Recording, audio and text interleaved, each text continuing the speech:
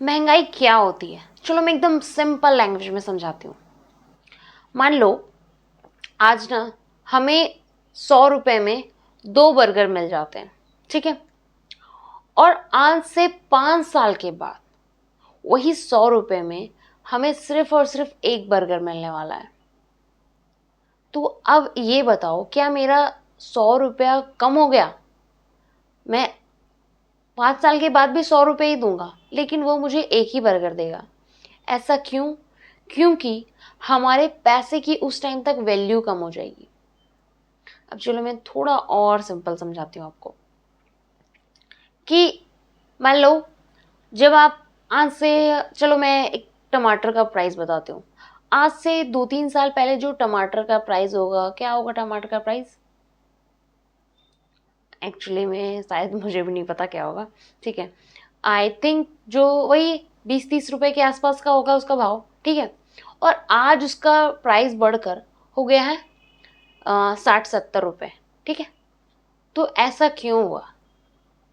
ऐसा इसलिए हुआ क्योंकि उसकी जो पैसे की जो वैल्यू थी ना, वो टाइम के साथ कम हो गई। अब पैसे की वैल्यू जब कम हो गई तो आपको उतने ही पैसे में, लेकिन अब पहले उतने ही पैसे में चीज़ें ज़्यादा मिलती थी, अब उतने ही पैसे में आपको कम चीज़ें मिलेगी। ये होती है महंगाई। ये तो हमने बात कर ली कि महंगाई क्या होती है। अब हम बात करते हैं कि कोई भी चीज़ें महंगी होने के पीछे का रीज़न क्या होता है। देखो, होता क्या है कि डिमांड और सप्लाई का गेम होता है। जब किसी चीज की डिमांड बहुत ज्यादा हो जाती है ना और उसका सप्लाई बहुत कम होता है ना, उस कंडीशन में उसके प्राइसेस बढ़ जाते हैं। जैसे कि आपने बहुत बार देखा होगा कि प्याज का जो प्राइस है वो बहुत बारी ऊपर भाग जाता है, बढ़ जाता है उसका प्राइस। क्यों?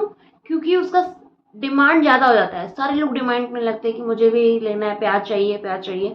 और उसका सप्लाई कम हो जाता है, तो उस कंडीशन में उसकी जो प्राइस है वो इंक्रीज हो जाते हैं, ठीक है। डिमांड एंड सप्लाई का गेम, इसकी वजह से प्राइस बढ़ता है। सेकंड रीजन ये होता है कि जो पेट्रोल का प्राइस है वो भी समटाइम्स बढ़ जाता है, ठीक है। जैसे कंपनी कोई भी चीजें भेजती है आपके पास, जैसे मैं एक छोटे से शहर में रहती हूँ एग्जाम्पल के लिए, ठीक है। तो जो भी चीजें बाहर से आती है तो वो ट्रांसपोर्टेशन के थ्रू आती है, तो उसमें क्या जाता है, पेट्रोल का खर्च होता है, तो उसके वजह से भी चीजों के प्राइसेस बढ़ते हैं, ठीक है। तो ये सारे कुछ रीजंस होते हैं, और भी बहुत सारे रीजंस होते हैं, मैंने बस 2 रीजन आपको बताया। सो कैसा लगा आपको ये वीडियो? अपना फीडबैक हमें कमेंट के थ्रू बताइएगा। सो गाइज, हम मिलते हैं एक नेक्स्ट इन्फॉर्मेटिव वीडियो के साथ। So thank you so much for watching this video. But अगर आप इस चैनल पे पहली बार आए देन हमसे जुड़े हैं कि इस चैनल को सब्सक्राइब कर सकते हैं। मिलते हैं एक नेक्स्ट इन्फॉर्मेटिव वीडियो के साथ, तब तक के लिए जय हिंद।